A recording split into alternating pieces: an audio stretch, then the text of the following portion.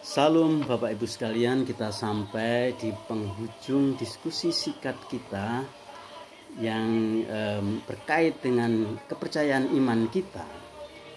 Dan kita sampai kepada satu pertanyaan Kristiani yang kita nyatakan dalam sebuah kalimat, mengapa orang Kristen percaya mengenai akhir zaman? Mengapa orang Kristen percaya mengenai akhir zaman?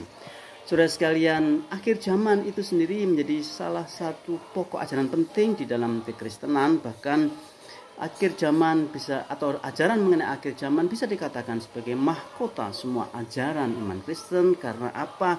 Karena kita memahami bahwa sifat dari kehidupan di dalam terang iman Kristen ialah menuju kepada sebuah tujuan yang pasti. Jadi hidup tidak berputar-putar kepada arah yang tidak menentu, tetapi hidup menuju kepada satu titik yang ditetapkan oleh Allah. Dalam hal ini kita bersyukur karena Tuhan itu yang mengawali sejarah, yang menciptakan sejarah. Tuhan bekerja dalam sejarah, tapi Tuhan juga menetapkan atau Tuhan juga membawa kehidupan kepada tujuan yang ditetapkan Allah sendiri. Nah, saudara sekalian yang dikasihi Tuhan Yesus Kristus, ada 3 hal yang penting sekali yang harus kita pahami, saya merasa, untuk memahami pengertian akhir zaman yang bagi kita sangat menghiburkan itu. Yang pertama adalah kekristenan mengajarkan kepada kita sebuah persepsi mengenai kehidupan yang bersifat bertujuan. Ada bahasa Yunani, istilah yang dipakai adalah teleologis. Teleos itu artinya adalah menuju kepada satu titik tujuan. Ini penting sekali saudara sekalian, bahwa di dalam terang iman Kristen, dalam terang Alkitab, kita memahami bahwa kita sedang menuju kepada tujuan yang ditetapkan Allah. Tuhan tidak membiarkan kehidupan berujung tidak menentu, atau kehidupan tanpa arah. Tapi Tuhan memang menetapkan sejarah itu sebagai arah perjalanan yang akan sampai kepada tujuan akhirnya. Itu sifat kebertujuan, itu menjadi dasar memahami mengapa kita percaya mengenai akhir zaman itu. Yang kedua, saudara-saudara, saya merasa ajaran yang penting mengenai akhir zaman itu dikaitkan dengan pemahaman Kristiani tentang titik akhir segala sesuatu. Saudara sekalian, ini adalah berkaitan dengan hal yang bersifat responsibilitas atau pertanggungjawaban. Titik akhir segala sesuatu itu mengingatkan kita senantiasa bahwa segala sesuatu itu ada akuntabilitasnya, ada pertanggungjawabnya.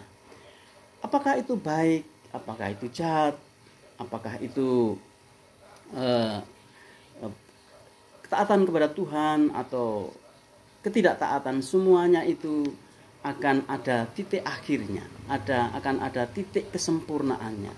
Jadi Bapak Ibu sekalian, ini menjadi sesuatu yang sangat menghiburkan itu, supaya kita tidak mengakhiri hidup pada saat ini gitu ya.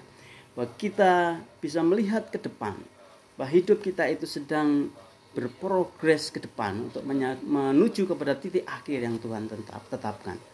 Alasan yang ketiga mengapa orang Kristen percaya akhir zaman ialah, yang ketiga yang penting ini adalah titik akhir zaman ini berbicara mengenai titik perwujudan pemerintahan Allah yang genap atas alam semesta, yang tandanya itu dimulai dengan kedatangan Kristus yang kedua kali. Nah, saudara sekalian, kita memahami bahwa pokok mengenai kedatangan Kristus kedua kali selalu dibicarakan dalam setiap zaman, dan kita juga harus mengakui ada banyak sekali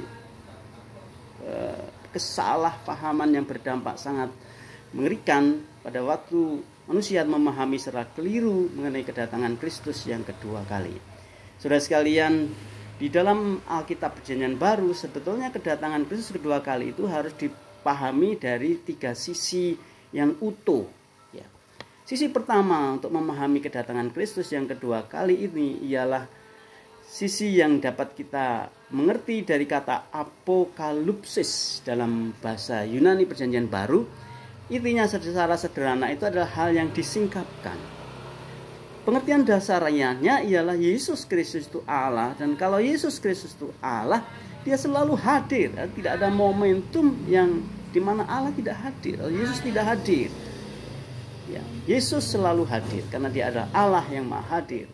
Tapi problemnya ialah secara fisik, secara badaniah kita tidak mampu melihat Yesus yang hadir itu karena ada selaput yang menutupi mata kita sehingga kita tidak melihat kehadiran Tuhan itu. Tapi secara rohani seharusnya ini tidak boleh terjadi. Mata rohani yang disingkapkan selalu seharusnya melihat Yesus yang hadir. Di satu sisi sebetulnya Yesus selalu hadir di dalam kehidupan ini. Sisi yang kedua untuk memahami kapan Tuhan Yesus datang harus dipertimbangkan dari istilah yang kedua dalam bahasa Yunani Perjanjian Baru, yaitu kata epifania. Kata epifania itu artinya adalah penyataan atau manifestasi Yesus Kristus. Allah Yesus yang menyatakan diri, Yesus yang memanifestasikan dirinya di dalam kehidupan ini. Sebetulnya itu menegaskan pengertian apokalipsis tadi. Epifania ini adalah bagaimana kita dimampukan untuk melihat manifestasi Kristus dalam kehidupan sehari-hari, sehingga kita selalu memiliki respek kepadanya dalam kehidupan kita sehari-hari. Kata yang ketiga yang penting untuk memahami hal kedatangan Yesus kedua kali adalah kata parusia.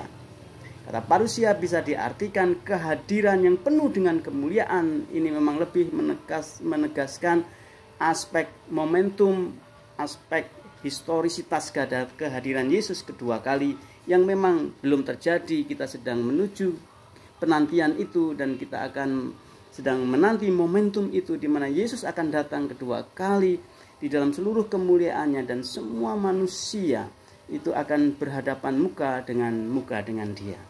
Nah, itulah sebabnya saudara sekalian, berdasarkan tiga aspek atau tiga sisi penting ini, sekali lagi kita diingatkan firman Tuhan supaya kita tidak menghabiskan energi untuk menghitung-hitung, untuk menduga-duga kapan Yesus akan datang kedua kali.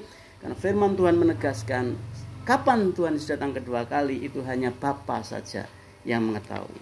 Kiranya hal ini akan membuat kita penuh pengharapan dan sukacita bahwa hidup kita sedang dirancang Allah untuk menuju kepada kehidupan yang indah, yang sempurna. Tuhan Yesus memberkati kita.